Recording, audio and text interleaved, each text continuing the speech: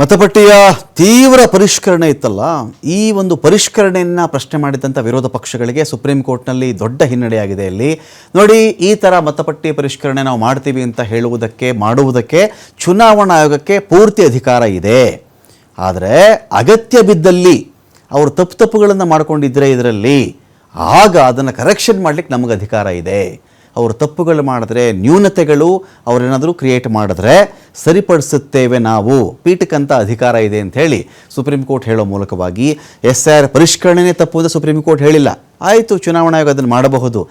ತಪ್ಪುಗಳಿತ್ತ, ಅದರಲ್ಲಿ ನ್ಯೂನತೆ ಇತ್ತ, ಕೊರತೆಗಳಿತ್ತ, ದೋಷಗಳಿತ್ತ, ಅದನ್ನು ಸರಿಪಡಿಸೋಕೆ ನಾವಿದ್ದೀವಿ, ನೀವು ತಲೆ ಕೆಡಿಸ್ಕೋಬೇಡಿ.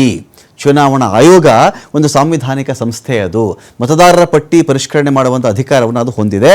ಯಾರೂ ಅದನ್ನು ಪ್ರಶ್ನೆ ಮಾಡೋಕ್ಕಾಗಲ್ಲ. ಅದರ ಕೆಲಸನೇ ಅದು. ಮತದಾರರ ಪಟ್ಟಿ ಪರಿಷ್ಕರಣೆ ಮಾಡೋದೇ ಅವರ ಕೆಲಸ. ತಪ್ಪು ಮಾಡಿದಾಗ ನಾವಿದ್ದೀವಿ ಅಂತ ಸುಪ್ರೀಂ ಕೋರ್ಟ್ ಹೇಳಿದೆ. ಯಾವುದೇ ಸಮಸ್ಯೆ ಕಂಡು ಬಂದರೆ ನಾವು ಅದನ್ನು ನಿವಾರಿಸ್ತೀವಿ ಅಂತೇಳಿ ಸುಪ್ರೀಂ ಕೋರ್ಟ್ ಹೇಳಿದೆ. SIR ವಿರೋಧ ಮಾಡಿಕೊಂಡು ಪಶ್ಚಿಮ ಬಂಗಾಳ ಮುಖ್ಯಮಂತ್ರಿ ಮಮತಾ ಬ್ಯಾನರ್ಜಿ ದೊಡ್ಡ ಪ್ರತಿಭಟನೆಯನ್ನು ಮಾಡಿದರು.